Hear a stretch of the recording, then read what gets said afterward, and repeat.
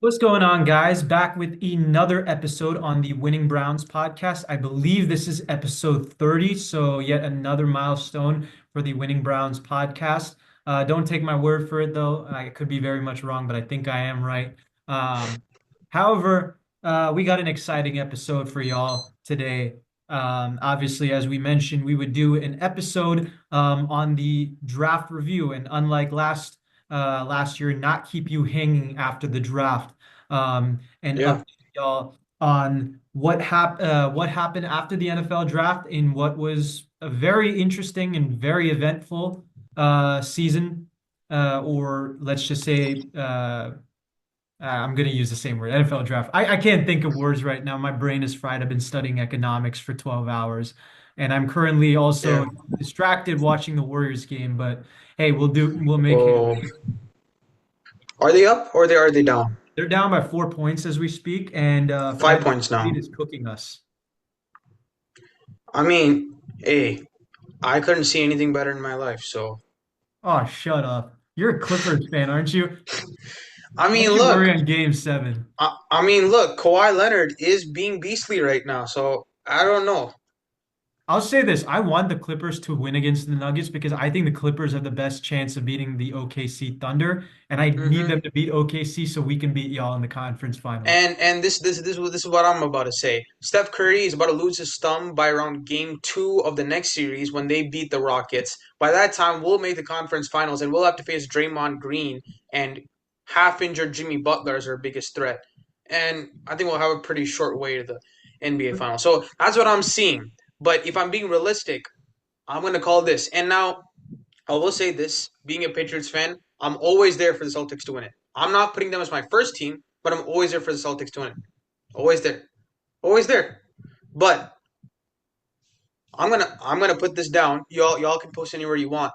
The Oklahoma City Thunder will win the NBA Finals. I'm not mad at I, that take. I don't care what anybody says. Even Boston, I am saying even Boston, OKC's gonna win the finals. That's what I'm thinking. That's what I'm Well, thinking. But I'd you love to never have know. this debate with you if we had a basketball NBA channel. channel. Unfortunately, Oh, we by the don't. way, Anthony Edwards, he's gonna get you Yeah, guys. I agree with you. But I would love to have this debate. I mean, personally, I have the Cavs winning the championship. Um, Okay. very interesting year for NBA playoffs. This has been a really fun first round, in my opinion, and It we're going to has. see a Yeah. lot more. But as this is a football channel, I Yep. think we'll stick to what has also been another eventful pastime in NFL history, that being, of course, the NFL draft. And we'll get right Right. to it, talking about some of the best drafts in mine and Akhilesh's opinion Sure. the last week and some of the biggest storylines and takeaways that we had as I try to share the screen. Right. As you can probably see, the Warriors on the side as I'm trying to find the tab. Give me one sec. For some reason, I cannot find it. Well, in the meantime, guys, There obviously, we when go. you look at this draft was, I would say, probably the craziest draft I've been a part of. Reason why I say that is, I don't, and we have to mention this as he's there right on the screen. We have to mention this. There's never been a situation in NFL history where a guy is projected to go the least at 21. And he's projected as a top 10 recruit in some recruiting classes, top 50 in some recruiting classes. And this guy went in the fifth round. And not just that, let me put this because it is our Browns. It is our Browns. They picked a quarterback ahead of him, as well as Shador. So their quarterback room right now is that Gabriel guy from Oregon. You got Flacco, who's about 50 and above. Then you got Deshaun Watson, who I don't know, break a leg, you never know where he's gonna be. Then you got I don't know who else you got, and then you got Shador. I mean, this is the quarterback. This is the quarterback room for the Browns as it stands. The aforementioned senior citizen by the name of Joe Flack, who I'm pretty sure is older than both your and my parents combined. Um, he's that old. Um, Then we Might be a got stretch, but yeah. Super Bowl winning backup, Mr. Small Hands Kenny Pickett.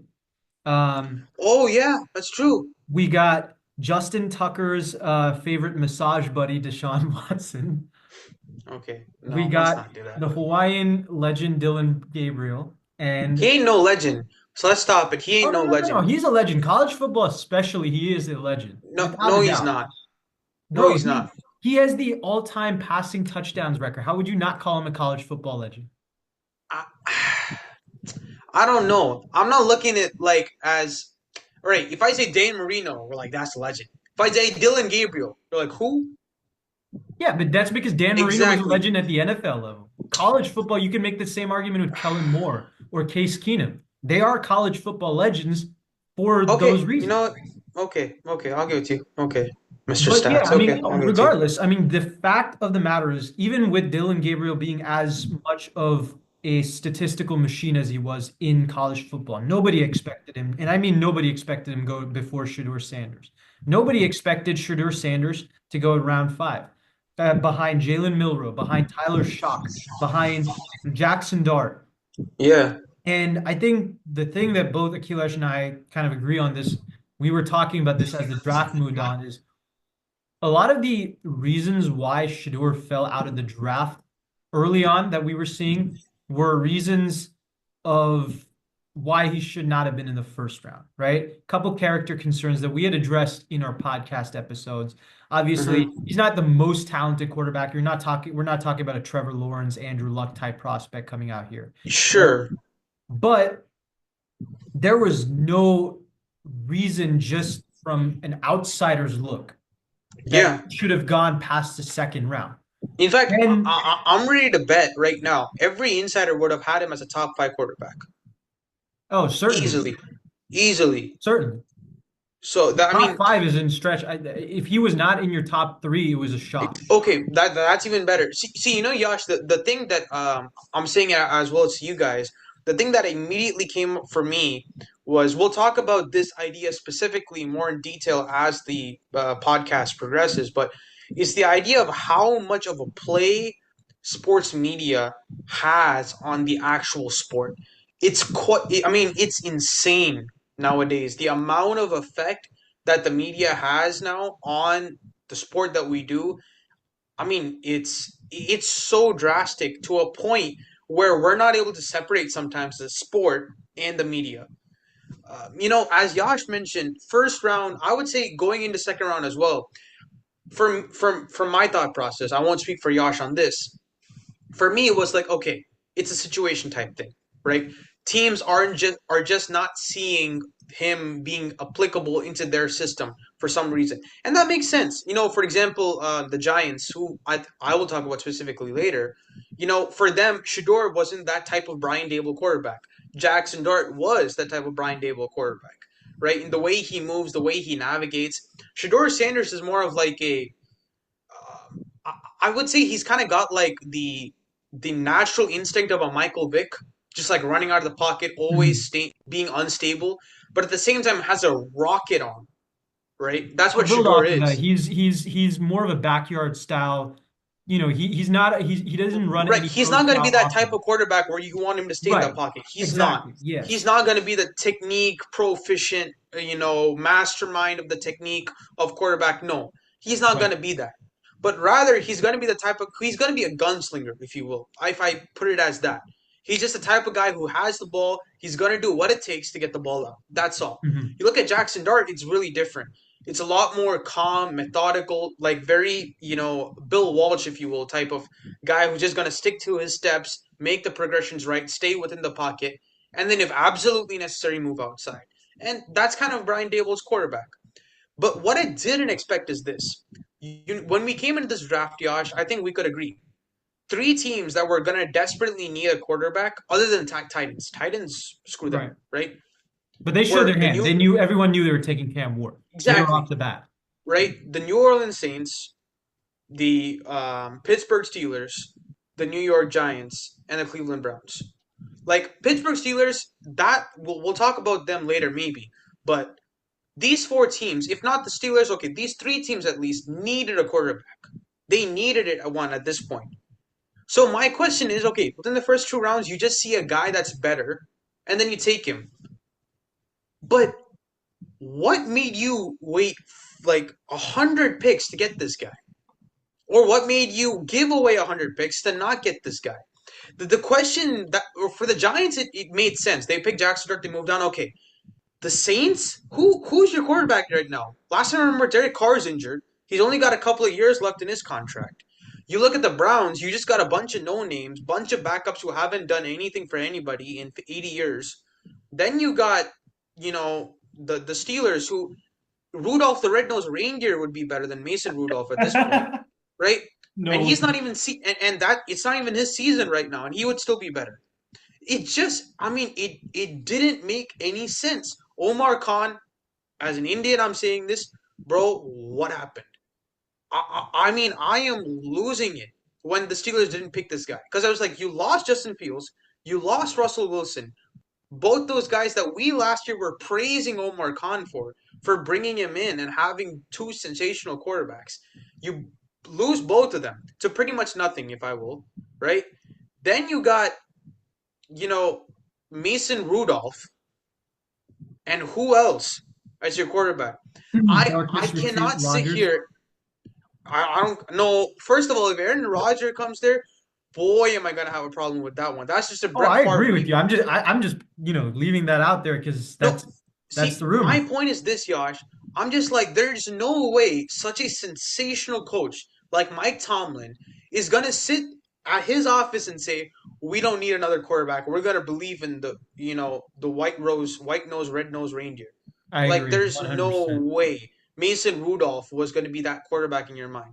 Now, all this stuff we'll get into later in the podcast, but what we kind of wanted to address today, as I mentioned, is first go off of what we thought were the four best drafts team wise, the four best drafts by each team, and then after that, kind of go on our discussions, etc. And we wanted to talk about a bit of the sports media and its effect on sports globally, not just on football, and see how that's affected the game. Maybe in a positive light, maybe in a negative light. We'll get to that as the episode goes on. So to start us off, we'll go with our top four teams, if you will. Yash, if you do you care who wants to go first? You want to go You can first, or go. You can go first if you want. all right? Um, so for me, I'll start with number four and then move my way up. Number four for me, in terms of the fourth best draft, I think that personally happened.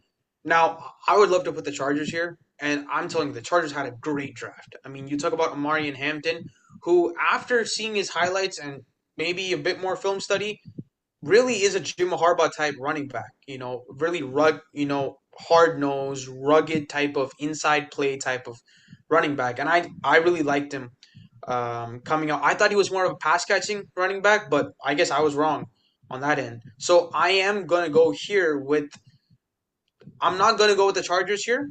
Interestingly enough, but I am gonna We'll go. just put up the Chargers either way just to show Okay, who sure. we ended up Yeah. drafting. But yeah, I mean, you as you look at the grades, right? You have an A, B plus A. It's obviously been a great draft. Talk about Omari and Hampton, like great player. Trey Harris out of Mississippi. Um, it's a very interesting pick from my perspective. But the thing I understood from the pick was he's a very good blocking running back and a great slant. I mean, great blocking wide receiver and a great slant receiver. And you look at Jim Harbaugh's system, especially when you look at Michigan highlights. JJ McCarthy's highest percentage passes, most number of passes were toward the slant routes. So right. it's something Harbaugh uses a lot in his system. Greg Roman, I don't know if it's going to apply the same way, but he might change the system based on how pathetic it was last year. We'll move on. Now, when you look at round three, Jamari Caldwell. Now, this was the steal for our draft, I would say. This guy is a huge. I mean, we lost Puna Ford, but I think we got a better version. You look at Jamari Caldwell. You look at a guy big, physical on the line of scrimmage, can really move his blockers away. I mean, he's a huge presence on the field. There was a little joke that was going on. His Uber Eats order was so much that Oregon was afraid he wasn't going to play the next day, so they kind of Right. cut Yeah, I his saw Uber that. Uber Yeah. Eats account. So I mean, I don't mind eat all day, but eat that quarterback up. That's what I'm trying to say at the end of the day. Kyle Kennard out of South Carolina. This one I didn't expect, but I love it. I mean, ACC Player of the Year. really fast off the edge, quick hands, quick feet, gets to the ball. Again, the thing I just think about this guy is quick, quick, quick. Mhm. Size wise, maybe not the biggest build that you'll see, but from a pass rushing standpoint, speed, quickness, agility, he fits the whole chart. Now, Keandre Lambert Smith, this was the one that I didn't like out of our draft, if I'm being honest. This is the one that kind Really? of put me off. This was actually probably Um, my favorite pick that the Chargers had. okay, well, that's interesting to me. The reason why I say that is this: I just didn't like the technique. He has insane speed, great vertical depth to whatever he does. I just didn't like the technique. His hands are not great by any means. The thing I really liked about him was he's so quick it attracts attention, right? Or it doesn't attract attention. He's got those deep routes. The thing that a reason why I actually don't like him the most, apologies for the call. The reason why I may not necessarily like him the most is because he's not exactly the best with short routes, which is what Jim Harbaugh kind of prides himself in that offense. Now, last year with Greg Roman, we saw a level of depth routes being brought in with Lad McConkey, etc. We saw those depth routes being brought in, but we also have Mike Williams now. So I was just kind of confused as to how he's going to play in.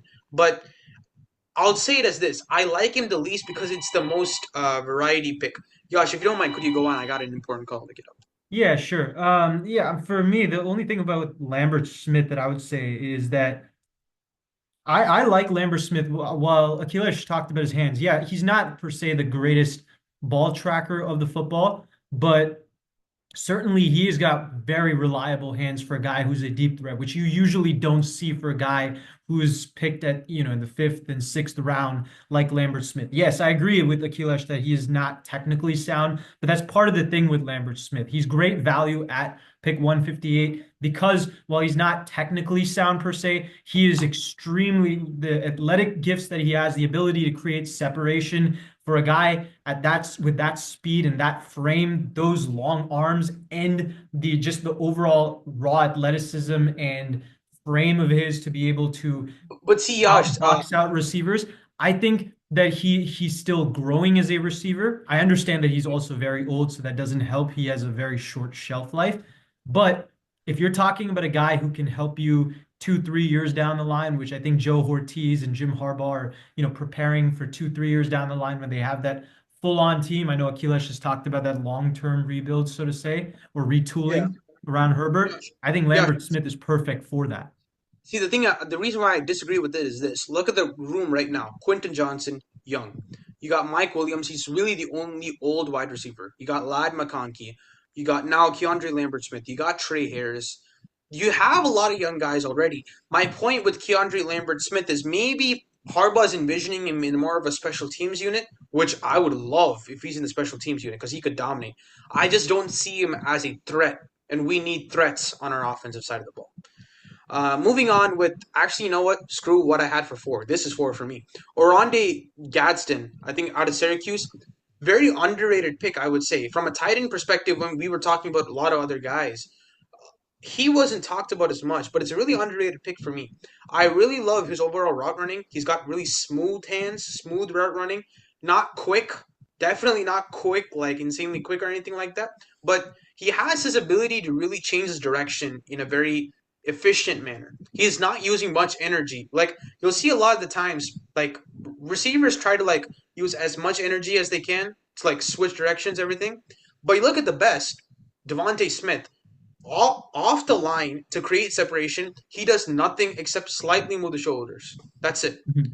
And he creates so much separation. And I think Gadsden does that really well out of Syracuse. So like him, Branson Taylor, for me, now this guy obviously was injured this last season, but I love this guy coming out as a tackle. Very physical, huge presence. I think when we're looking at it, Zion Johnson, maybe he stays, maybe he moves to a center position. We lose Bradley Bozeman. He comes in at the guard position and dominates with that big presence of his. I think Branson Taylor is a really good pick for us. How he's going to be incorporated, I don't know. RJ Mickens out of Clemson, very hard nosed hitting type of safety. If you will, kind of more of like a. He kind of reminds me of like I don't know, a Buda Baker, but like a always smash hitting Buda Baker, if you will. Just gets after the ball very well, fits in the gaps properly, very technically sound. He's just not going to be that explosive. That's a problem with him that I see. Not the best of hands either, but again, a great tackler. Bridges from Florida, I mean, it wasn't anything to write home about. The only hope that I have I hope he's going to be like that fifth round pick of ours last year when we got Cam Hart. Um, who has been sensational for us this past season. And then now we get Bridges from Florida. Hopefully that applies the same. So I had Arizona Cardinals at 4, but after some revision, as I talked with you guys about it, I kind of like us at 4, over the Arizona Cardinals. So yes, I'm gonna have the Chargers at number 4.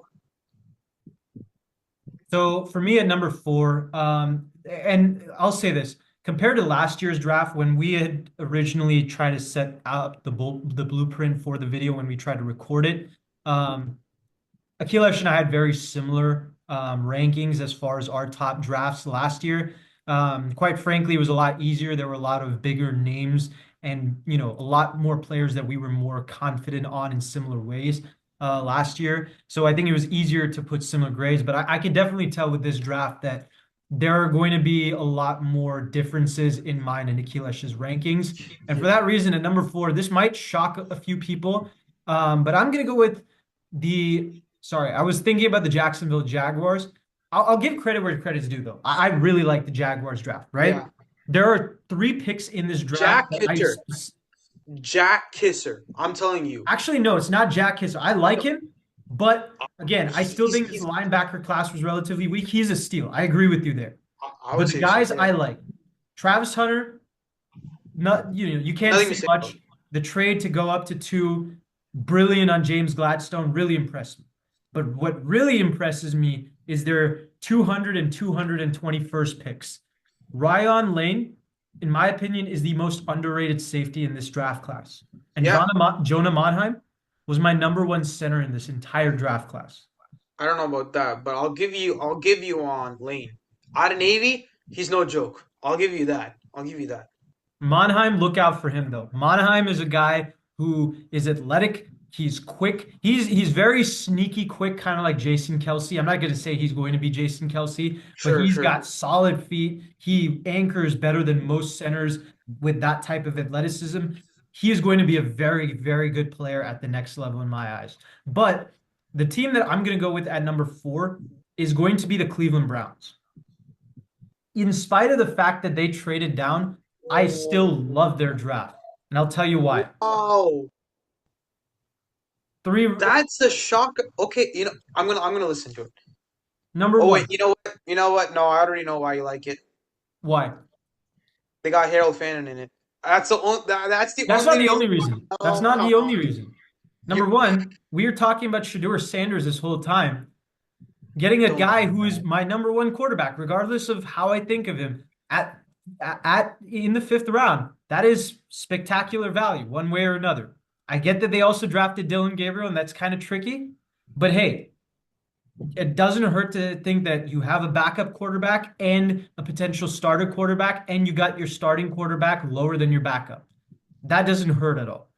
Harold Fannin, I know Akilesh is going to, talk about how much he thinks I'm obsessing over Harold Fannin. So Yeah, be it. I'm again, like I said, I think Fannin is that good, right? We're talking about a guy who averaged 3.2 yards per separation on every route that he ran in college. That is legendary level, against two. play at college football level. That is Randy Moss type stats, right? We're talking about. Okay.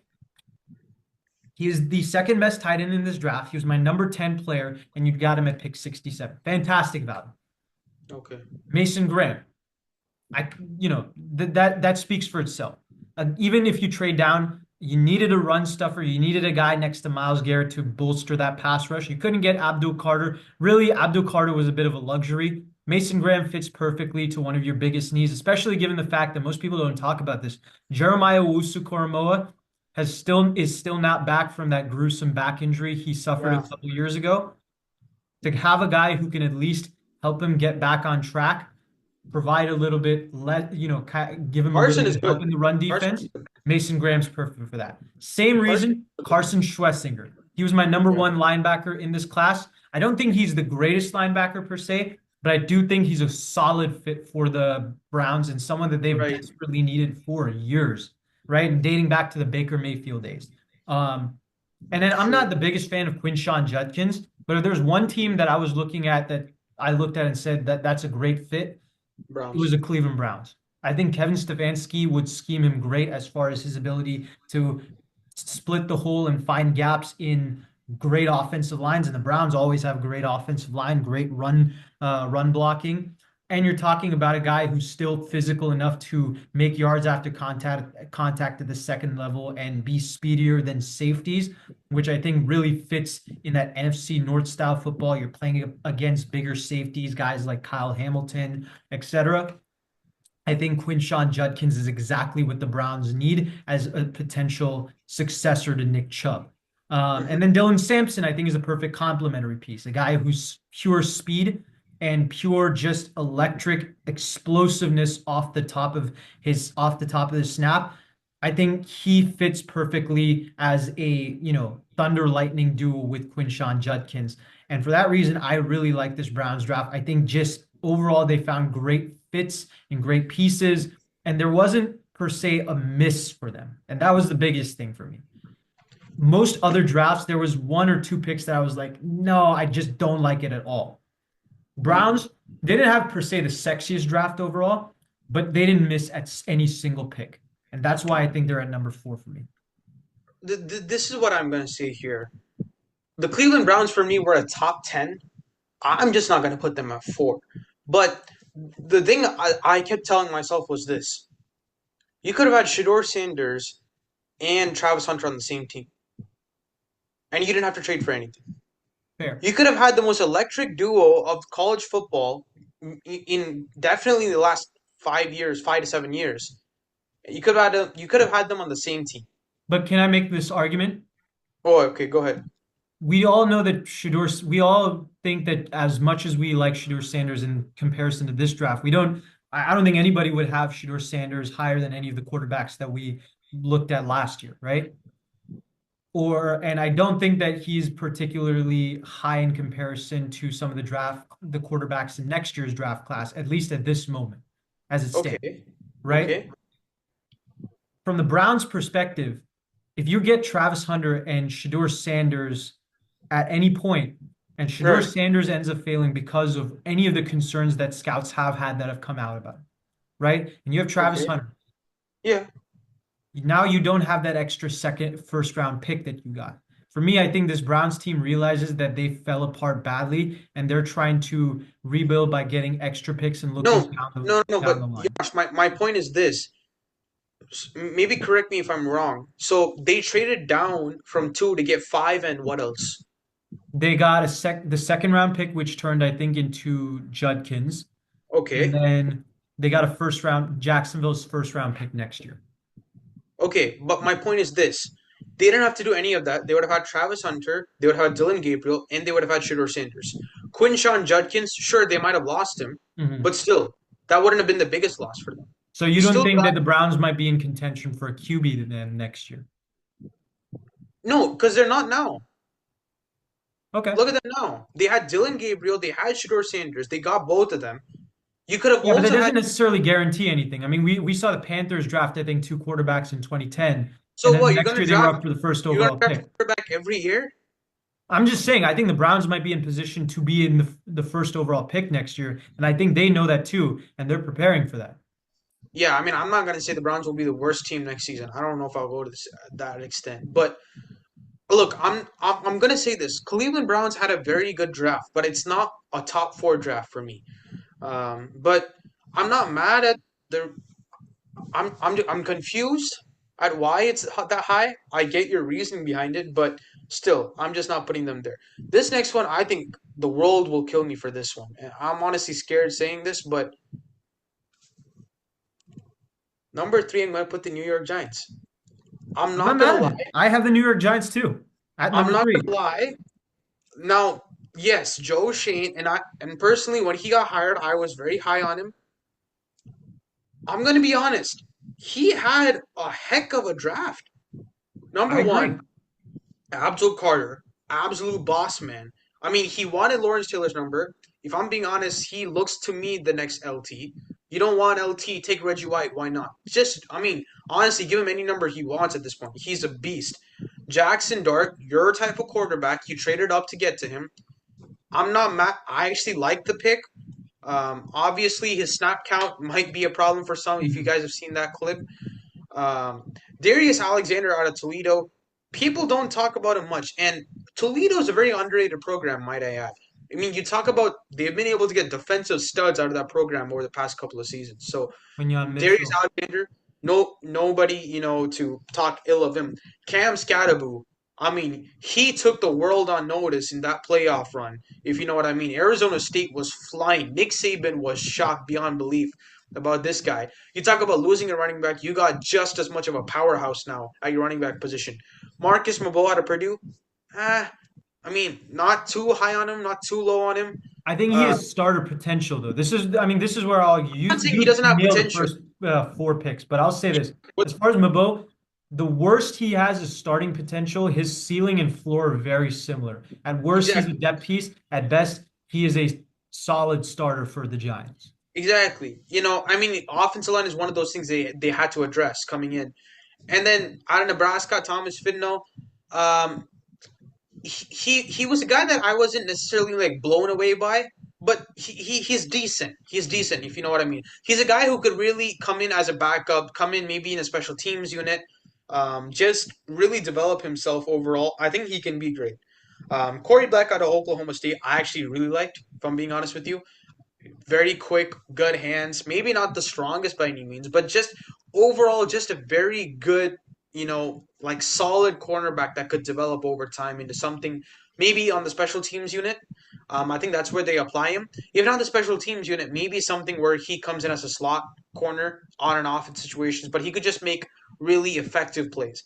I honestly thought they had the third best draft. You look at the guys they selected, all not just big names, but big powerhouses, lot of ability, lot of athletic ability, agility overall. I just find this draft class specifically, they looked at what they lost last year and they're just getting everything back up. You talk about now you have Kayvon Thibodeau, you have Brian Burns, and you have Abdul Carter stacking up your defensive line room. You talk about Jackson Dart, you had Daniel Jones, you had Kenny, you had a lot of other guys. Now you say this is my quarterback and I'm going to develop him. You talk about Darius Alexander, a guy that you could put now next to Dexter Lawrence, add him into that defensive line room, expand yourself, bring Cam Scatterbo, who I believe will be a top five running back within the next 3 seasons, and you just talk about progressions of people over time. I just feel like they got their type of players, their scheme fit players, and then more than anything else, they looked at what they lost and they're getting it all back. So I honestly feel the Giants had the third best draft. Yeah, I mean, I agree with you completely. I think the only question I have with Abdul Carter is how the fit's going to work, given that they have both Thibodeau and Brian Burns. But I mean, he's Yeah. very similar to Micah Parsons. That way, he could start off as an off-the-ball linebacker and work Yash, his honestly, way. I have an answer for that. I think they're going to move Thibodeau inside and they're going to put Abdul on the outside. That's Honestly, what I'm I'm not thinking. mad at that at all. And I Because mean, Thibodeau, don't take this in the wrong way, but I'm kind of seeing a Zion thing out of him, where like, mhm. you know, he's been eating that pizza. I mean, that's a big boy now. True, I but mean, I think he's earned himself as more of a pass rusher than a run stuffer. He's gonna have to have a developmental process there. I think though, I'm just saying, I'll just say this. I'm interested. I'm very fascinated by that pick. Dart, yeah, I agree with that. What you said, I think you nailed it on the spot. Darius Alexander is a guy who, the Giants need variety on their defensive line, running the 3-4, and it's very non-versatile scheme in that yeah, sense. You have Dexter Lawrence, who is a great nose tackle and great pass rusher in spite of being a nose tackle. But obviously, as a nose tackle, you're very limited in what you can do in the pass rushing department. They haven't had a guy who's a true pass rushing three technique defensive end yep. since Leonard Williams got traded. Darius Alexander, I think, gives the Giants a lot more variety. Cam Scatterbo, I think you nailed on the dot. I wouldn't go as far as saying he's a top three running back in a few years, but I still do think he's going to be a very solid running back without a doubt. Marcus Mabo, we talked about him. Corey Black, I think you nailed it on the spot. Thomas Fidone, I think could work himself into a starting position with the Giants purely because they do not have any sort of depth at That's true. the tight end position. Their best tight end right now is Daniel Bellinger, who I don't think is really, you know, No, a guy nothing, who nothing to talk stands about. out per se.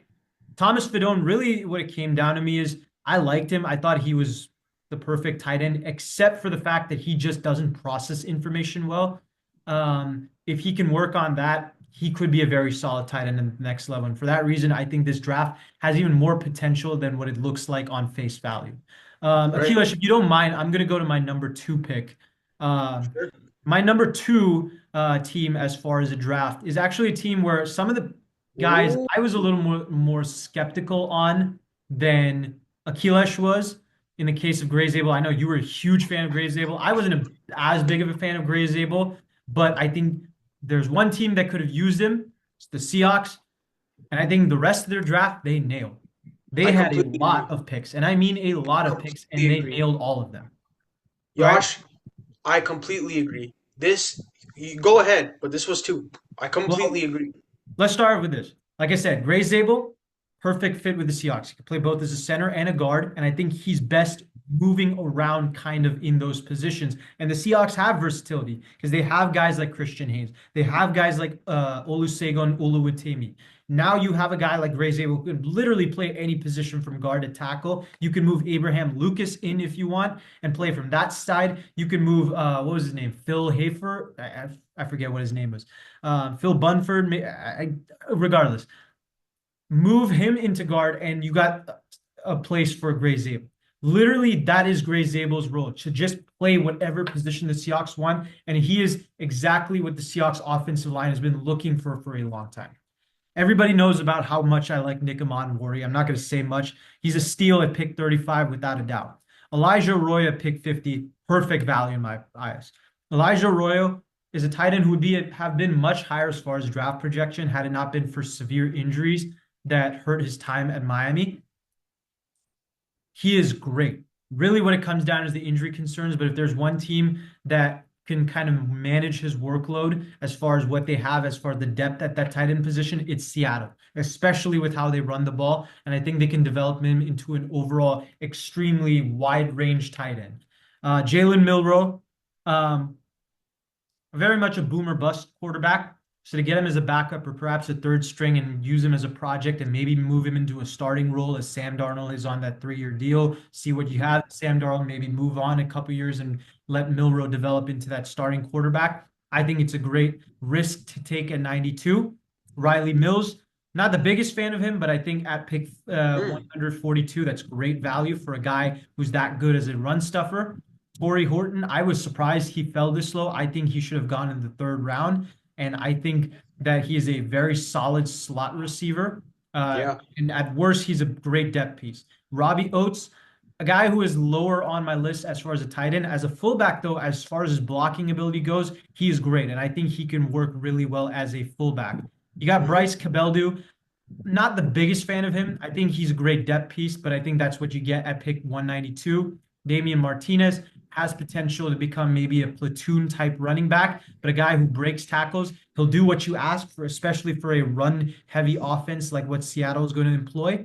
I think that's exactly what you're looking for. Mason Richmond, another solid depth piece. Add on to that offensive line. I'm all for that. And Ricky White, another solid depth piece at that receiver position. I Yeah. think the Seahawks nailed their draft on pretty much every pick. Yeah. I mean, you look at this draft, it's just been outstanding for me. The number of picks, tradings, masterful planning. Who's your number two? For me, it was the Seahawks. Oh, How, okay. that's what I'm saying. I'm completely in agreement with you. So who do you have then at number one, Akilish? I'm getting to. Number one, Baltimore. Baltimore Ravens is my number one Ooh. team. That is my number one team. You look at what they were able to pull off in this draft, and Baltimore has always been that type of top five, top seven draft class, like year after year. Because when you talk about greatness, Baltimore has a legacy that no other team has ever had. That's been able to sustainably and in the best manner pull out the best general managers ever. You talk about starting off with a guy like Joe Ortiz, the Potato King right now in LA right now. You talk about the amount of general managers that have come out of there has been, and they've not just been good, they've been the best in the NFL. It just goes to show the type of there's a like that's a GM school, right? That they have in Baltimore. Like anybody who wants to become a GM in the NFL, you go to Baltimore. That's when you become a GM. I mean, you just look at what they've been able to do. It's insane. Let's start this off. At 27, no moving, nothing. What do? You get the best safety in this draft class in Malachi Starks out of Georgia. You pair him up now with who? Kyle Hamilton, who we have been regarding as probably the best safety in the NFL now. All right, next pick. You get Mike Green, who for me was a top 10 player coming in this class. Absolute fire beast. I don't know what you want to call him. He's just going to be out there everywhere on every single play. He's that physical type of presence Baltimore wanted. They have that now. You already have a stacked defense, and then you add more to it now.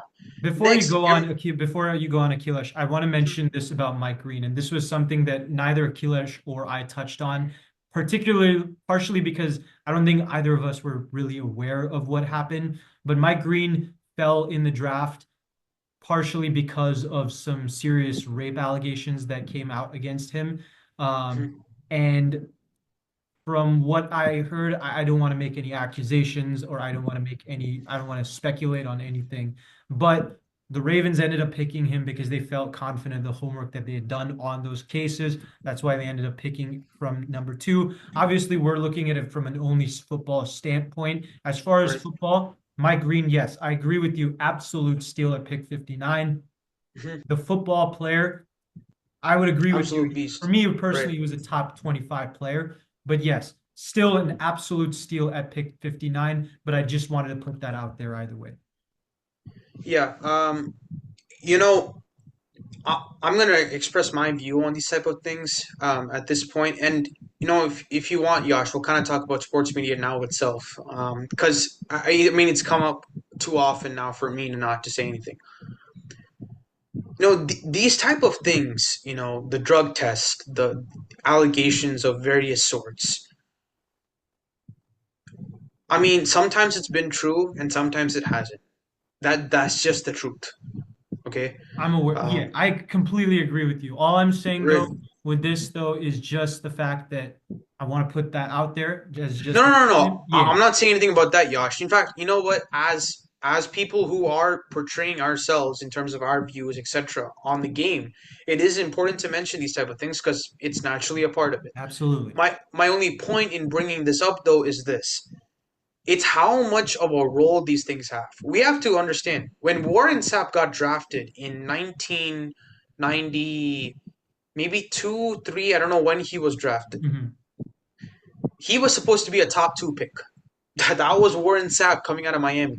He fell to 15. Why?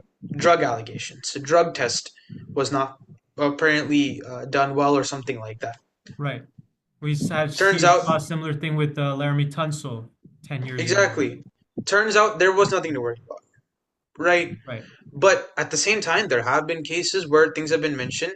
I think we can also say in the case of what was his name?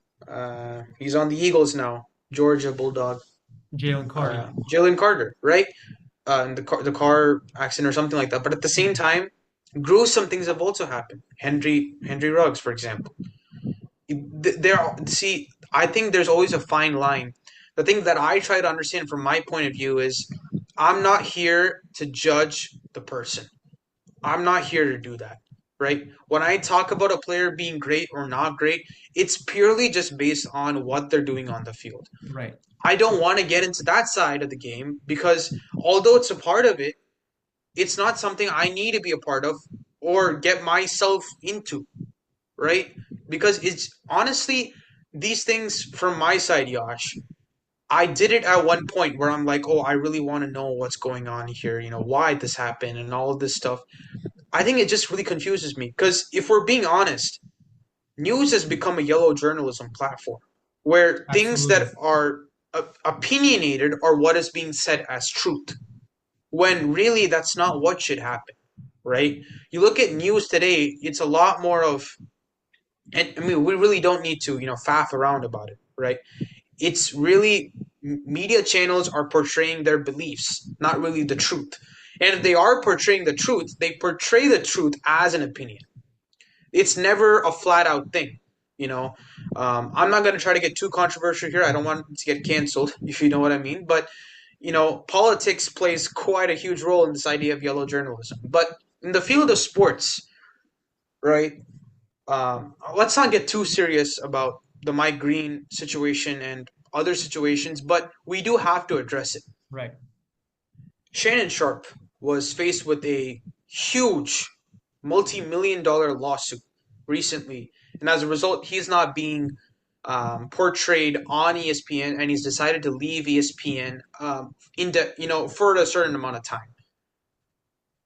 So many cases like this have happened. Skip Bayless was maybe happening around a month or maybe A a couple couple of months months ago. Yeah. before. Another Fox insider who was working with him there at that time was also presented with a lawsuit, etc. It's just gone to a situation where I'm just like, what in the world is going on, right? There's just so many unnecessary, factors that are coming in. Um, towards the actual playing of the game. I'm not saying these aren't important. These are very important. If what is being done by these individuals is wrong, by all means, they should be definitely given the appropriate punishment. But let's not make that a part of the game. Let's just separate it totally. You throw that out, right? I think that's where I'm now getting to the sports media. It's a bit like the personal stuff is getting too much into sports. And at one point it was working. It's now not. We've seen it. The Deshaun Watson scandal, the Shannon Sharp, the Skip Bayless, the Mike Green now. So many things have just gotten too much personal into the NFL.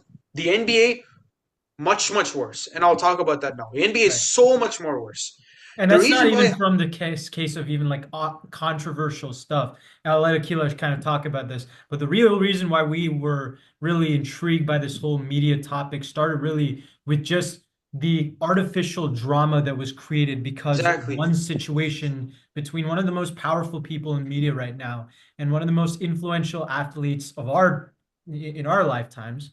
LeBron Um, James and Stephen A. Smith. yes. I mean, now look, this is a topic that we're gonna really try to cut short. We'll have to finish with this. In fact, I'm not even gonna speak about my draft. I think the Ravens for me are number one. Picks are there. I don't really have to defend myself. I think this is honestly the best draft of the year. Josh probably has some I comments mean, no, I to make mean, from I'll his side. just expand. The only reason I had the Ravens as number five in my thing, the only reason is, like I said, for me, it was about teams in this draft who didn't make a mistake. Ravens made two mistakes, in my opinion, that cost Hmm. them a top four spot. I'm not going to mention one name because I've actually met the guy, and I'm going to keep his name out of this record, off the record for this reason. Okay. I think Keelish knows exactly who I'm talking about here. Yep. Um, and the other one is going to be the sixth round pick, Bihal Cone out of West Michigan. It's not necessarily that I Hmm. didn't like him. I just don't think he's a good fit with the Ravens. So from that standpoint, that's why I don't think didn't like those two picks. Everything else I love. Their last four Yeah. picks, flawless. Anais Right. Peoples is a guy who I've been following since he was in high school. I was in Right. middle school when this guy Was came on the dominating. scene for me. And he is awesome, and he is going to be a great player at the next level. Roger Right. Long team, great depth piece. Garrett Dellinger, great guard. LeJounte Wester, great receiver. I get where you're coming from the top five. I I'll, mean, but again, that's my right. top four. Yeah. I'll be quick Now, about my top five because it is a very yeah, quick go ahead. draft. I mean, this team only selected five people, and I think they've nailed all five selections. It's going to be the Tampa Bay Buccaneers. And I know that's a little bit controversial Wow. Okay. because a lot of people don't Okay, like makes their first two sense. picks, but you guys know how much of a fan I am of Benjamin Morton Benjamin Morrison. too. Um, Emeka Egbuka, I think if we're talking about just him as far as a talent at receiver, he is one of the best in this draft. Really comes down to the injury concerns. Like I said with the Seahawks, the same thing applies with the Buccaneers. A, a very manageable workload for him early on in his career, playing behind Mike Evans, Chris Godwin, and Jalen McMillan. I think that's why a lot of teams were questioning the pick. But with his talent, Mike Evans is 32. Chris Godwin is coming off a season-ending injury, right? He's going to the far end of his 20s. So getting a guy like Ibuka to be the successor is a perfect plan for general man. I forget his name, the Buccaneers general man, Jason Licht. Perfect um, perfect plan as far as succession goes for one of the best players in franchise history and one of the best receivers in franchise history behind him in Godwin. Morrison, like I said, Jacob Parrish, I think is a great as both a nickel and a boundary cornerback. So you can play him anywhere you want. I think he's the worst pick of this Buccaneers team, maybe, and that's saying something because he's my number 6 or 7 cornerback, if I'm not mistaken. David Walker, I think, is a run stuffer, adds on to a Buccaneers defensive line that is just loaded with talent. Elijah Roberts, in my opinion, is the most underrated player in this entire draft. He's my number 19 player on the board. And to get him at 157, the steal of the draft in my eyes, without a doubt. For me, he is going to be solid on the other side of Yaya Diaby. I think he's going to be one of the best edge rushers in the league in a few years. Look at that name, Elijah Roberts, and remember that name. And Tez Johnson, as far as a depth piece, perfect. I think the Buccaneers had a solid. I think they had the best draft class in the league. But yeah, I mean that's where we go with the reviews. But we'll go back to the media thing. I know Akhilesh wanted to talk about. Yeah.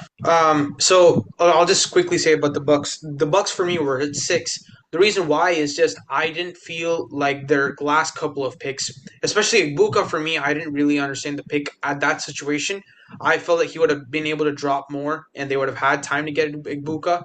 But at the same time, again, I did have them at 6. I just didn't have them at number 1. Mhm. For me, here's the thing: when it comes to the Stephen A. and LBJ thing, look, Stephen A. Smith, with all due respect, that's really with all due respect, is one of the most profitable and one of the most well-respected sports icons from a media perspective the world has ever known. He makes every single thing that he does is with so much passion, so much gravitas, if you will. Every single time he approaches that stage, he dominates it. Right? You bring in Lawrence Taylor, you bring in every Hall of Famer, they tremble in front of him when it comes to sports media because that's the type of presence he has. Now, with LeBron James is the most respected and probably greatest, the second greatest player to ever play, and the best player to ever play the game. That's LeBron James, right? You look at what he's been able to do over his career. The thing that stands out about LeBron is his professional ability. His ability to be such a professional on the court, off the court, never. I mean, he knows he's so calculated in what he says. That's the thing that really is the best part about LeBron. All these he could be in the worst of moments, but you'll never see him lash out at a reporter. Even if he does lash out, it'll be in a very calm and relaxed manner. It'll be with him smiling at the end, because that's how much of a professional he is. But what happened between the two of them was, for me, quite honestly, the most pathetic thing that I've seen from both of them ever. It was so pathetic. I'll start off with Stephen A. Smith. Stephen A. Smith has said this so many number of times, but this time he let I think everybody down. He says this, and I quote, "I never judge the man on his character. I only comment or judge on him as of what he plays." This is his words. He said this repeatedly, right? And to be honest, people can hate Stephen A. Smith. The truth is, he does live up to it. When he talks about Kyrie and everything like that, look about Kyrie's situation. I'll bring up because apparently that's the most controversial.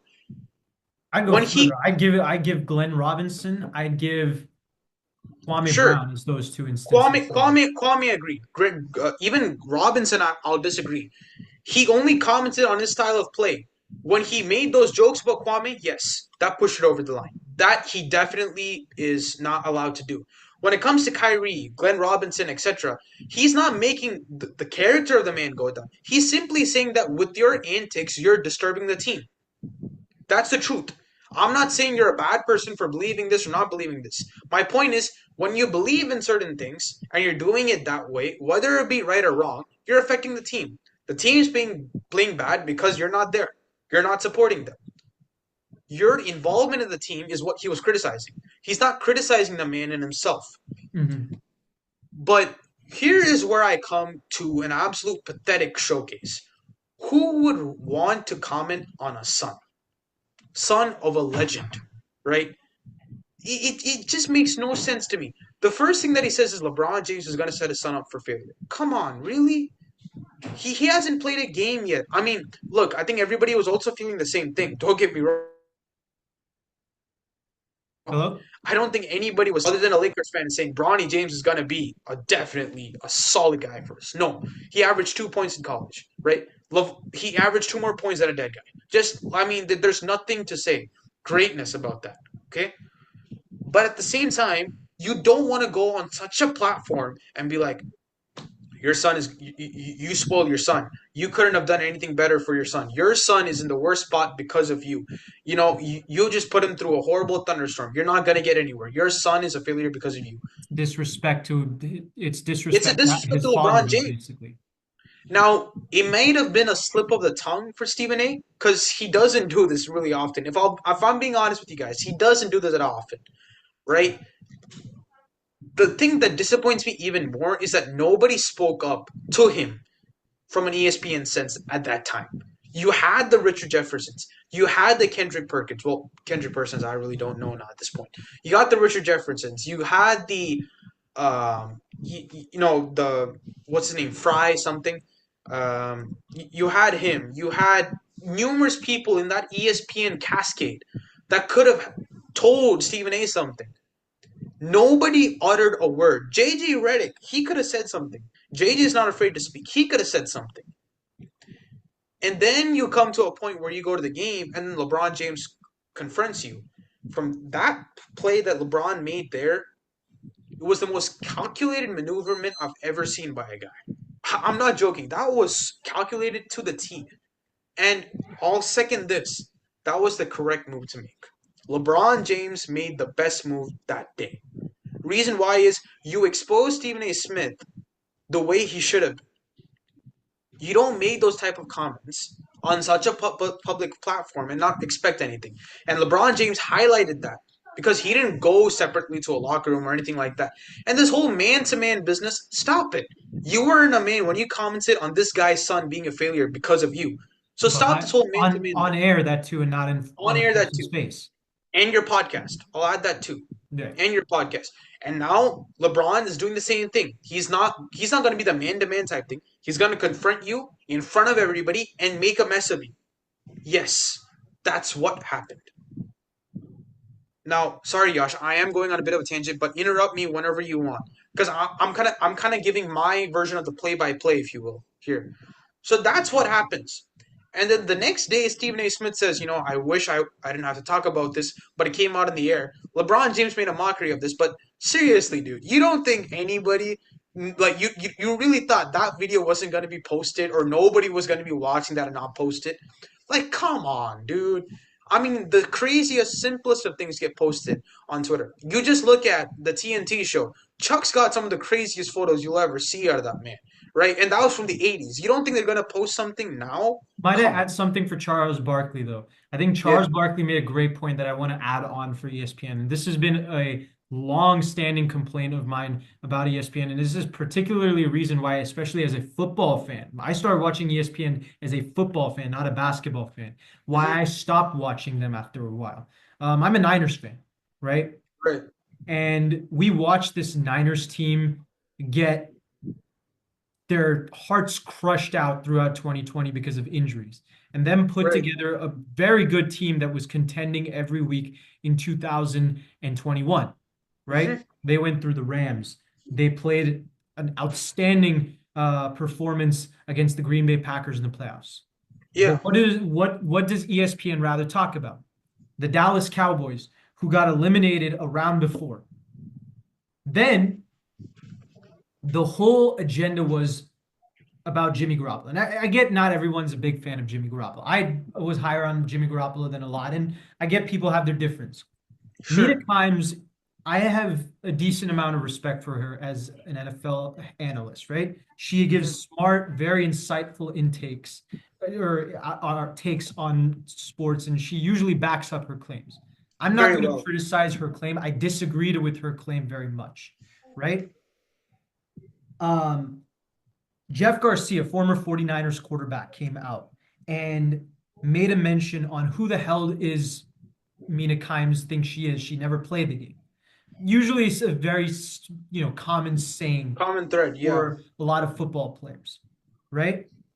And I get it, right? Mina Kimes didn't really have the opportunity to play football. She, let's put it out there. She's a woman who couldn't play because football is a man's Yeah. sport, right? You That's you just want that is just the truth, right?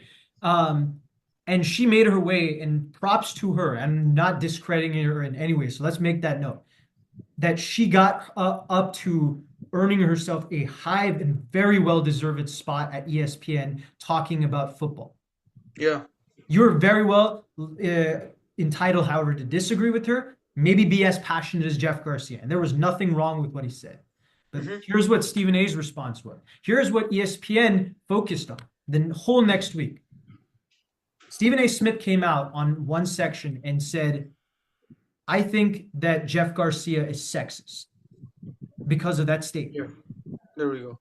This is the same guy who, I kid you not, 7 months prior, put out a comment about Shohei Ohtani, who is by far the best baseball player in the world, saying that he could never be the face of the MLB because he needs an interpreter. Very much a very racist and very ethnically discriminatory comment, right? Without a doubt, right? It's hypocritical on Stephen A. Smith's part. He apologized for that. I get that, whatnot. But it's very hypocritical from him on that standpoint. And I would argue it's also hypocritical on ESPN's platform on what they tried to do as far as promote social justice in the way that they did during COVID. And it brings me back to what you said earlier. ESPN has become no longer a program about sports storytelling, about sports It's an entertainment broadcasting. industry. It has become a rage bait and a clickbait institution. And I will expand on this. I'll let you finish. I have some personal ties to this. I have some connections um, with people who worked either with ESPN, for ESPN in some sort of way, or have worked in the sports media business overall or social media. So I feel like I can give a little bit more of a deep insight on this, but I want to let Akhilesh Right. go forward because he was. Yeah. Look, guys, I do want this to be addressed. We're not doing a whole hate crime on Stephen A here or on LeBron James. That's not our intention. Our intention, rather, is just to show how much of an effect the sports media has had on the game and how distracting it's become. The NFL is not as bad. I'll be honest, the NFL is not as bad. The NBA is what has just gotten ridiculous. You look at what's happened in the NBA in terms of sports media, it's just been horrendous. Mhm. Now, after this incident was happened, Stephen A went on ESPN. I still remember a pink suit or something like that, and he said, I didn't expect this video to be online, but since it is, I'm going to speak about it. You knew LeBron said it. LeBron said it. You knew from the beginning it was going to be online. So stop making that up. Okay? Then you stay silent. You don't say anything. Then you go on Gil Arenas' podcast and then you just blow up on these random antics. Just, I mean, completely blow up. Like, if you come here, no, if he came here, I would have punched him in the mouth. Why? Why do you want to go to such an extent? We've seen you box. No comment. Right? Then, yeah, I mean, no. Shrek would have looked better walking up with penguin legs on, right? But my point is, then the Pat McAfee show comes in. LeBron James is going to come on the Pat McAfee show. LeBron James has never come on a show. I mean, Ellen DeGeneres was probably the closest one, right? To show, for God's sakes. True, You got the true. Jimmy Fallons and the Jimmy Kimmels. That's all there. But like a show like this never happened before. So he comes on and then he kills the entire ESPN. This is where I criticize LeBron James. You're such a professional, a calculated, meticulous man when it comes to every word that he says. You shut your own mother down in Cleveland or wherever it was, or in Boston. I don't know where it was. You shut your own mother down in front of everybody. And you were such a professional. And now you go on ESPN and you ridicule everybody. Stephen A. Smith, I get. He said something about your son. That was wrong. That was wrong. You have the right to get at him. But why go on Brian Windhorst? Wasn't it you that told maybe 5, 7 years ago, if there's any man that knows me better, there's nobody that knows me better than Brian Windhorst. Isn't that what you said? Didn't you also say if you need any information on me, you ask Brian Windhorst? Isn't that what LeBron James said about Brian Windhorst? Why would you call him weird? What did he do? What, he said one word bad about you, you get all sensitive now and then you go crazy on him? Come on. That's not the mark of a gentleman that you are, right? That's really not him. Katie, sure. Katie, at this point, I'm just like, he's just gonna get mad at everybody who says a word bad about him, right? I'm not saying it's wrong. I get it, right? I'm sensitive too. If I'm being told that I'm wrong or I did something wrong for something I really work hard for, yeah, I get pissed off. Believe me, I can say this. I know Akhilesh and I both. I'll be more passionate about this, so I'll actually, put my words on paper or on the internet, sometimes very regretfully, and I have in the past. But I think both of us at many times have seen comments on the internet that we want to just tell them respectfully, shut that up. Yeah. I mean, no, it's just like some of it is insane to me, right? Why did he have to go at everybody? Like, there are some guys who haven't done anything to him. Brian Windhorst, I don't think. I mean, he might have said something here and there, but it was never at the character of the man. The only person that deserved any hate from LeBron James was Stephen A. Smith, and rightfully so, because what he said should have never been said by him. It was disrespectful. I get that.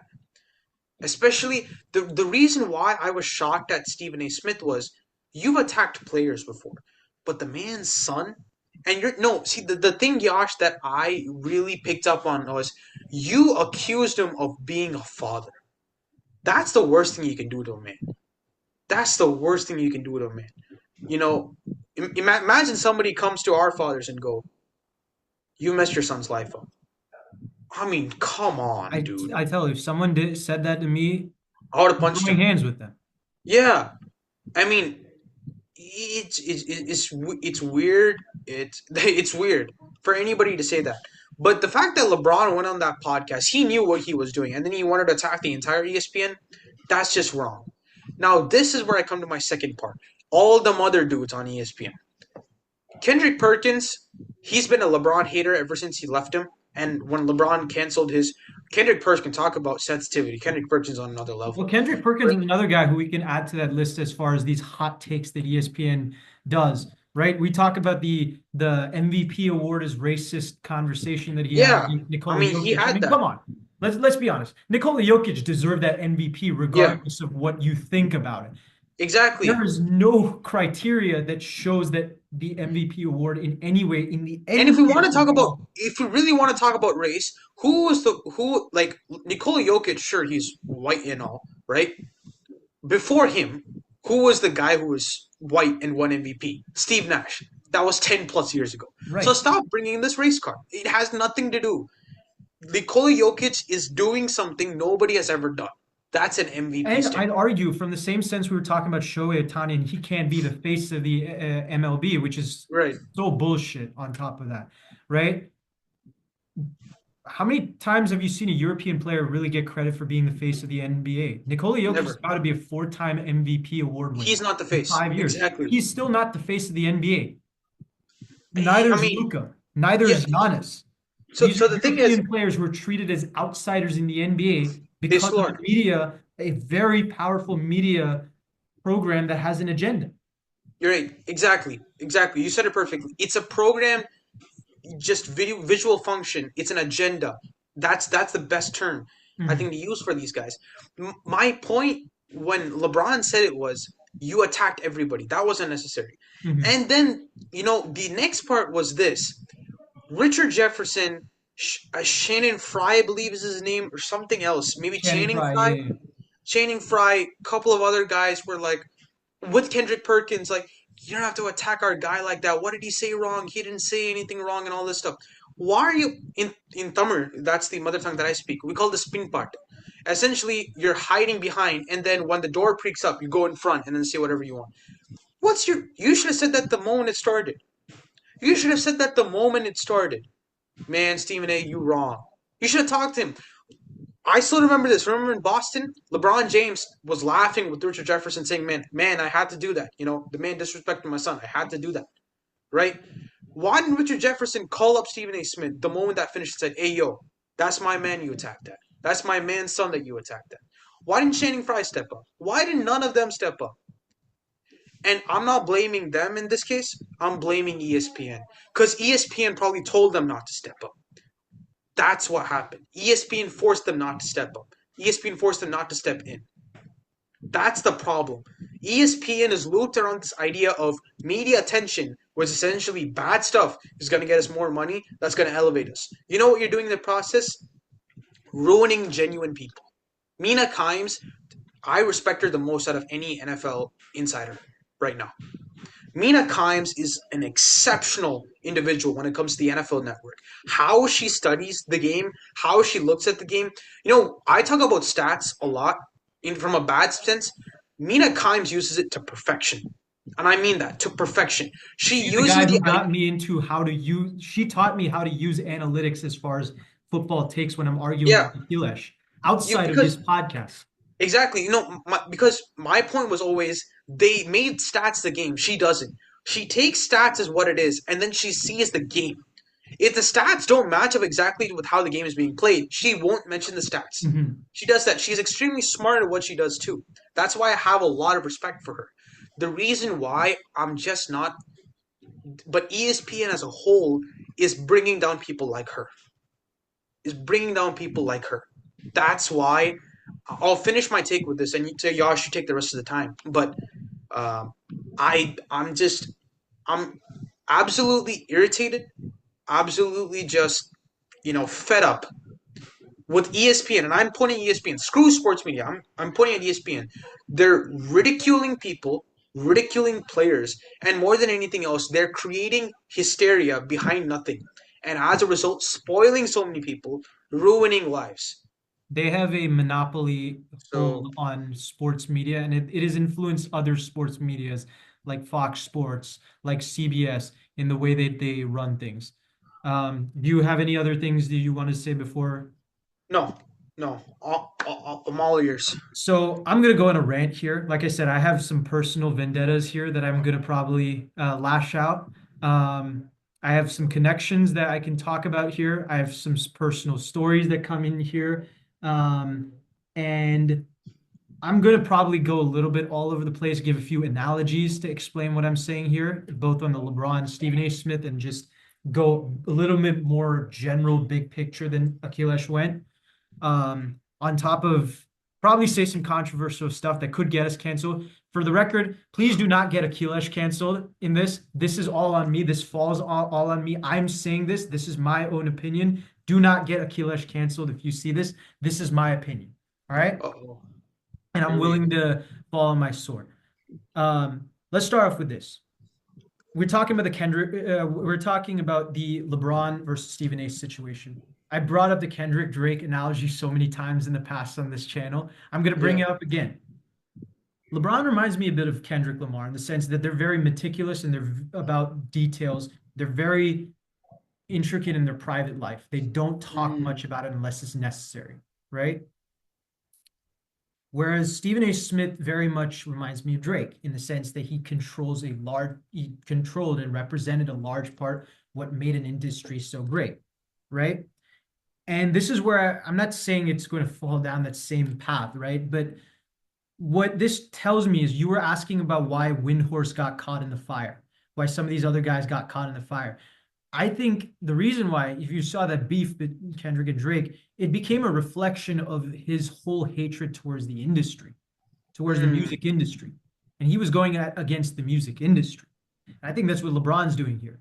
He has amassed a lot of influence as an athlete over so many years. He is admired by everybody, regardless of whether you hate him as a athlete. I can say this. I'm a Warriors fan. It's in my blood to hate. I'm a Warriors fan. I grew up as a Michigan fan. He's an Ohio State fan, and he's played for the Cleveland Cavaliers. It's in my right. blood to hate LeBron James. But there's no way Exactly. you could hate him as a person, right? Right. He's built schools. He's a model citizen with a great family life, right? He's a guy who is the he's the guy who's the symbol of what it is to be a minority entrepreneur in America, right? A billionaire, a father of two, a guy who's brought his son, regardless of the nepotism involved, to Sure. a platform himself of being someone who could be that influential down the line in Bronny, right? And his second son is coming up too, Bryce James, right? Yeah. That is everything you want in a celebrity when you talk about a guy who truly represents the idea of a role model, right? Don't see a lot of celebrities in this day and age who can be role models.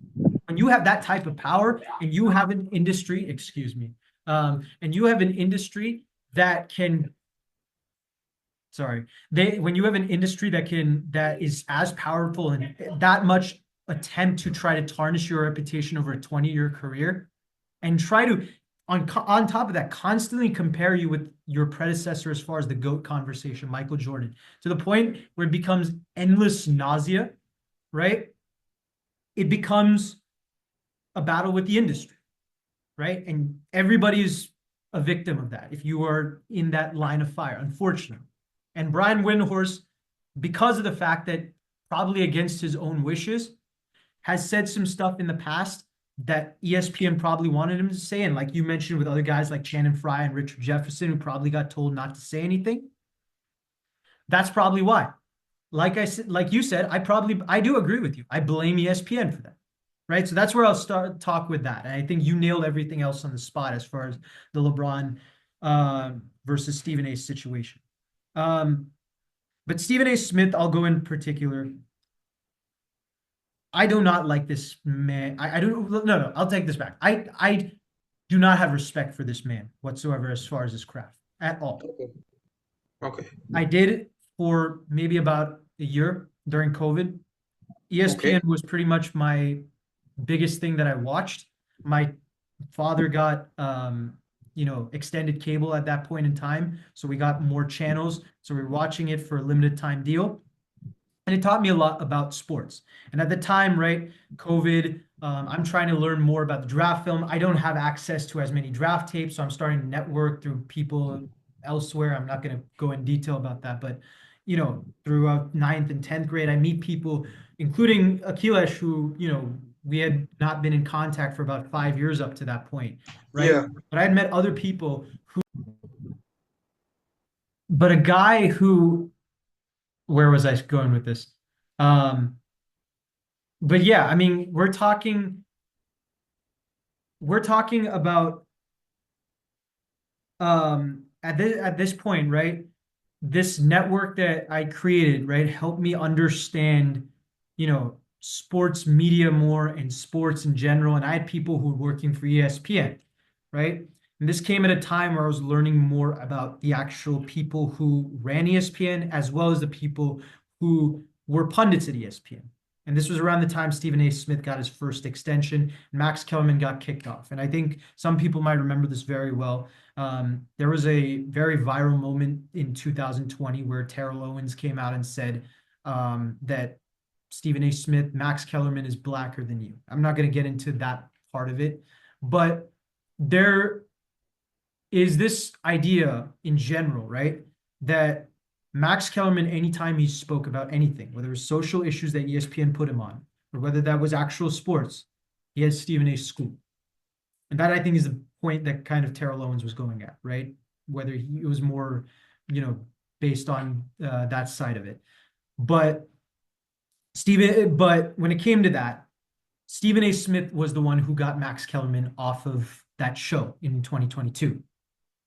Max Kellerman moved to Will Zubin and Jay, that show, and took over that show and became part of the podcast. And within a year, got laid off.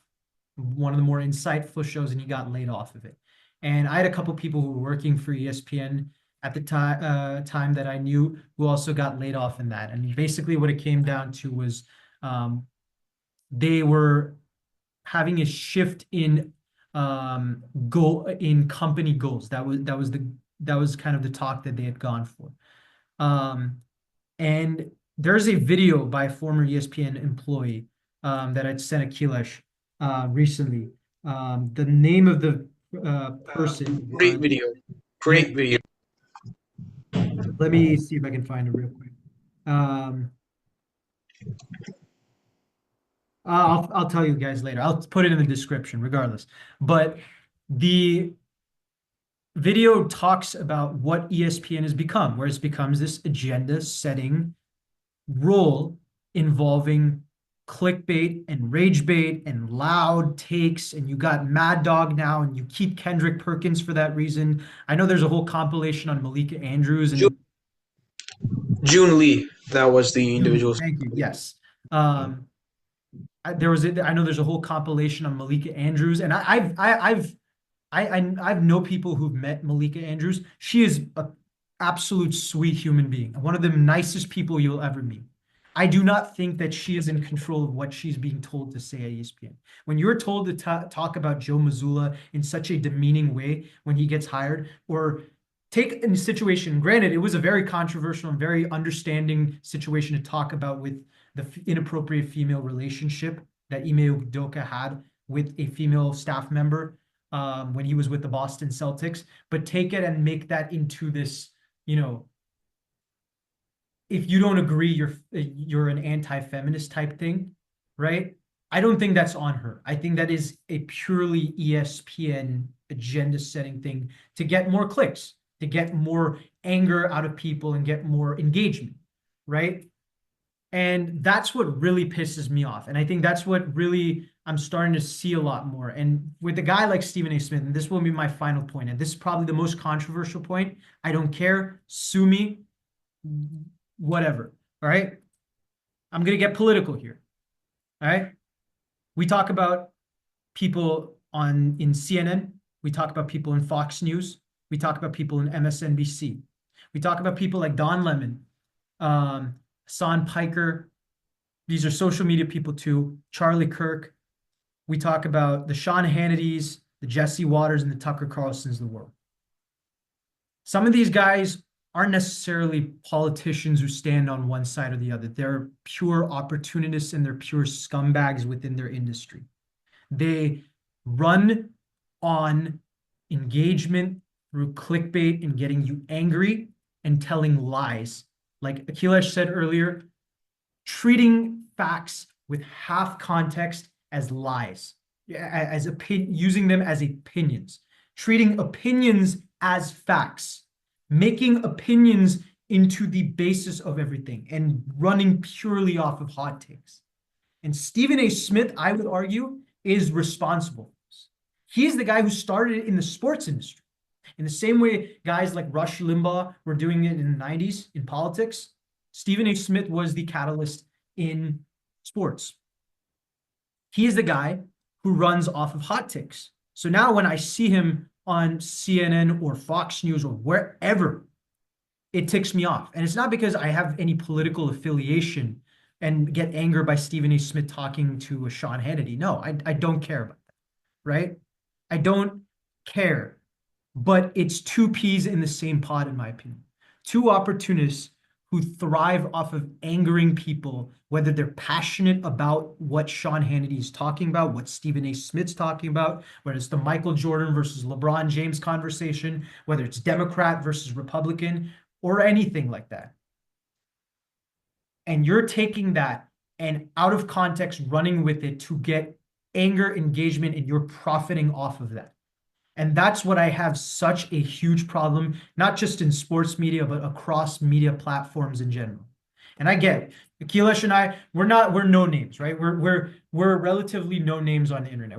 We got 36 subscribers as we stand, right? We're not the biggest people on the planet to talk about this. Everybody who has subscribed, but I mean, it just goes to show we don't have much Right. in terms of But we persons, but love still. talking about this because we have passion for the game that we talk about, right? We don't, we have our hot takes every now and then. We show personality, and sometimes we replicate things that we see on other sports media to get a little bit more engagement. We'll be honest about that, right? We do. Yeah, But we do that with all the intent of still maintaining the integrity of what we're talking about, and Yash, keeping I'll it add another thing to that. purely factual. I'll add another thing to that. If it's asked, why do you want to copy these people or those people? It's because that's what we liked about their shows. When they were passionate about the sport, when they're passionate about, I'll be honest, when Stephen A. Smith talks about his Knicks, that is some of the best tapes you'll ever see. When he Mhm. talks about the Cowboys, that's some of the best things you'll ever see. Forget sports, you'll ever see, because he's that passionate about the sport, not about this stuff. He's that passionate about the sport. Mhm. That's what gets people, right? When you talk about Marcus Spears, when he looks, when the Cowboys lose, and you see that man's face, it's some of the best stuff. Because, okay, yes, am I laughing at the Cowboys' demise like any normal would? Yeah. But at the same time, I am saying that he was so passionate about that. That's what gets us so riled up. So when we copy, yes, we copy in that fashion because we saw what it meant to them when they did it. We saw what it meant to us when we do it. So we're doing the exact same thing. And we're hoping that for whoever it gets received from, they're liking it as well. And this is my final take with this, and I'll kind of generalize. I was kind of thinking about this in my head. This is the best way to say it. I'm not going to go much into the Shannon Sharp allegations because I don't think they really forget the fact that we don't know much about it. I don't think it really applies in this context. I have my own opinion about it. If you guys want to talk about it in the comments section, you guys are free to. We're not going to stop anybody from talking about it. Just please be civil. That's all we request. Um, but there is this thing that keeps replicating about media people talking about things that they have really no qualifications to talk about, right? And talking like they know it all because they're in such a place of high power. And we see this empowerment and this entitlement complex even in corporations. The one thing I think Akilesh and I can agree on, we talked about this during the draft that we love, is the fact that we're self-employed in this. We don't make money doing this right now, but even if we do down the line, we're not going to sacrifice our content for the sake of getting more clicks, right? We know our audience and we can dictate where we go with our trajectory overall, Yeah. right? Yeah. And I think this is why a lot of people have been more engaged with internet content by people like Tom Grossi and Brandon Perna and Bengal and even for God's sakes MMG, right? Yeah. YouTubers who talk about who might not know much about the sport, might know a lot. Brett Coleman, who talk in depth about football in the NBA landscape. The Deep Three podcast, or I think it's KTQ, if I remember the letters incorrect. Um, and in thinking basketball and foolish baseball and giraffe neck Mark and fuzzy baseball, I can go on in every sport, right? Right. These are the guys who people talk about because they're authentic, just like us. They're low key, down to earth people, right? And that's what is authentic, right? And what you're seeing in situations like what we saw with the Fox situation, right? And we'll keep this child friendly because there was some very, daunting stuff in that lawsuit. It's this idea of trying to climb the social ladder, or if you're in a situation of power like Skip Bayless, and maybe he didn't do what he was accused of, right? But this is a pattern. This is not the first time that I've seen a situation like this. I've seen this happen with ESPN. I've seen this happen with CBS. Every major sports corporation, news corporation in general, has had this type of situation. Fox News has had dozens of these cases. MSNBC has had dozens of these cases, right? Where one person feels so entitled to tell everyone that they can do something no matter what, ask for a favor. You know what type of favor I'm talking about, or otherwise. And other people are desperate to climb the ladder. And that's where this powerful monopoly that is news agenda and trying to get clickbaits needs to stop. So I say it to every news corporation out there. The from the from the Fox Newses to the MSNBCs, the CNNs, the ESPNs, and the CBSs and every other corporation, stop the lies and stop be authentic. That's all we ask as news consumers. I mean, I couldn't agree more. I don't think it'll be canceled for anything, Yash, that you said. I think everything was perfectly in line. Again, we're gonna end with this, guys. We don't want this to be too long. Our point in this is not to be make this whole political, memorabilia and all this stupid stuff. Our point is very simple. We're just simply addressing how drastic the effects of sports media has on the sport. And the problem is we can't sit here and say, "Oh no, it doesn't have any effect. If you don't listen to sports media, then you'll be fine." That's not the truth. Everything that the sport is around the media. It always has been. It always will be around the media, right? It's just that we hate it when everything has to be amplified into something that it's not. That's what we hate. You know, always having to have this allegation, this is there, that is there, this feud, that feud. Why? Why does there always have to be tension? Sports Why drama can't creates sports itself. be You don't this need way? to create it artificially. Exactly. I mean, I'll tell you, like, I mean, I'll finish off with this. I mean, look at the NBA, the Warriors and Rockets, every single time they play, it's a lovely physical fist fight between both of them. It reminded, I mean, it's as from Chuck's perspective, it's very soft, but at least gives some sort of physicality to the NBA, something we haven't seen. That chippiness, that sort of rough and tough type of rugged thing. You can hate Dylan Brooks, but he's what brings that type of physical, disgusting, I hate you, you hate me factor, right? And that's great. But we often see them take that perspective and then shift it to a whole different level about, oh, this is a personal vendetta, blah blah blah, woo, and all this disgusting stuff. Ernie Johnson is the only man on this planet that doesn't do that. TNT Sports has done a wonderful job of it. I pray, I honestly do pray that when Ernie Johnson comes to ESPN, he sets a new standard for how things should be done. Because I I 100% agree with you. and I put my word on this. Ernie Johnson is the greatest sports media individual that has been there, is there, and will ever be there. There's Stuart nobody better than. Scott, Stuart Scott has a claim to that, but I get what you're saying. I can agree I with you. don't think so because the reason why I say that is the professionalism that he works with. Imagine, tell me He's one guy definitely as who's far as the NBA. I'll go there. That's what I'll maybe, but I mean, I don't want to create a whole different debate on that topic. argue. That's a All I'm topic for saying a different day. all I'm saying, who is going to be able to keep Shaquille O'Neal and Charles Barkley professional Right. on one platform till 1:30 in the night?